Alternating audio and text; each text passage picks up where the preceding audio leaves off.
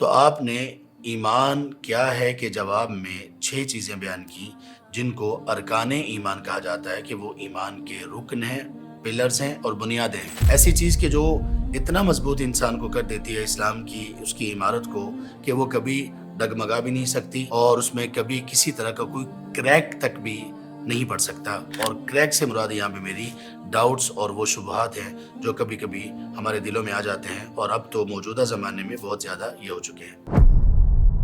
ان الذين آمنوا وعملوا الصالحات اولئك هم خير البرية۔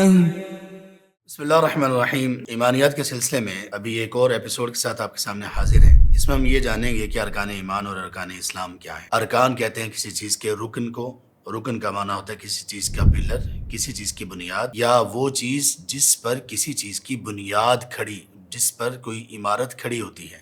اگر وہ نکال دی جائے تو وہ پوری کی پوری چیز، پوری عمارت یا کوئی بھی چیز ہوگی وہ ختم ہو جائے گی۔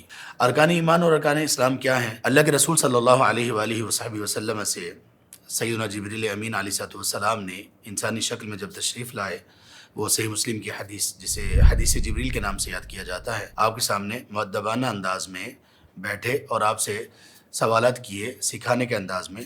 تو ان میں سے ایک یہ تھا اخبرنی عن الایمان۔ سب سے پہلا سوال یہ تھا کہ ایمان کے بارے میں بتائیے، ایمان کیا ہے۔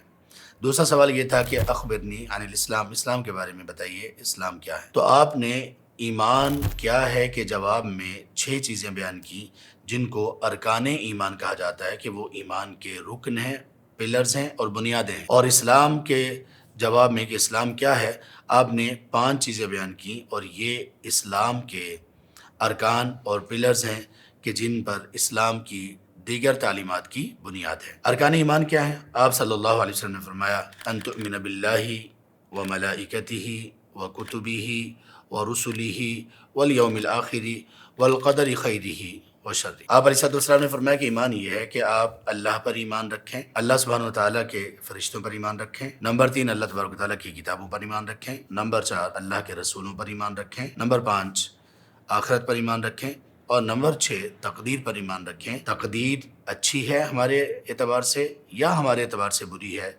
دونوں طرح سے تقدیر پر پورا ایمان ہونا چاہیے۔ یہ ارکان ایمان ہیں، یعنی انسان کے دل میں ایمان کی بنیاد یہ 6 طرح سے رکھی گئی، یعنی یہ ایسا پلر ہے ایک کہ جس کی 6 جہات اور 6 سائڈیں ہیں، اور یہ ایمان کو دل میں مضبوط کرنے والی چیز ہے۔ ایسی چیز کہ جو اتنا مضبوط انسان کو کر دیتی ہے اسلام کی اس کی عمارت کو کہ وہ کبھی ڈگمگا بھی نہیں سکتی، اور اس میں کبھی کسی طرح کا کوئی کریک تک بھی نہیں پڑ سکتا۔ اور کریک سے مراد یہاں پہ میری ڈاؤٹس اور وہ شبہات ہیں جو کبھی کبھی ہمارے دلوں میں آ جاتے ہیں، اور اب تو موجودہ زمانے میں بہت زیادہ یہ ہو چکے ہیں۔ ارکان ایمان میں اللہ کے رسول صلی اللہ علیہ وسلم نے یہ جو ترتیب بیان کی، اس ترتیب میں بھی ایک حکمت ہے۔ سب سے پہلے اللہ سبحانہ وتعالیٰ پر ایمان، اور یاد رکھیے کہ ارکان ایمان میں جو 6 کے 6 ارکان ہیں، ان میں سے کسی ایک رکن پر بھی اگر ایمان آدمی ٹھیک سے لائے گا تو اسے باقی کی 5 چیزیں ماننا ہی پڑیں گی۔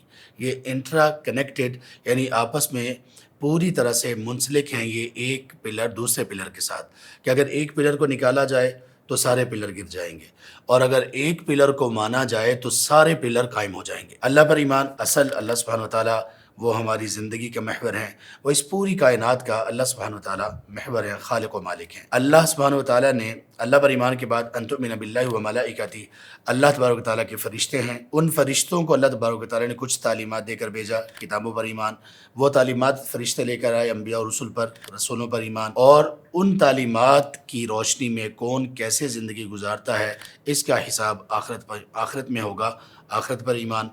اور یہ تمام کی تمام چیزیں اللہ تبارک و تعالیٰ کے وسیع علم میں بہت پہلے سے موجود تھیں، اور ہر ایک چیز جو ہونے والی ہے، جو ہونے جا رہی ہے، جو ہو چکی ہے، وہ سب کی سب اللہ تبارک و تعالیٰ کے علم میں تھی۔ یہ تقدیر پر ایمان ہے۔ تو اس طرح سے ایمان کے ان ارکان کی ترتیب ہے، اور یہ وہ عمارت ہے، یہ وہ بنیادیں ہیں جن پر ہمارے اسلام کی بنیاد ہے۔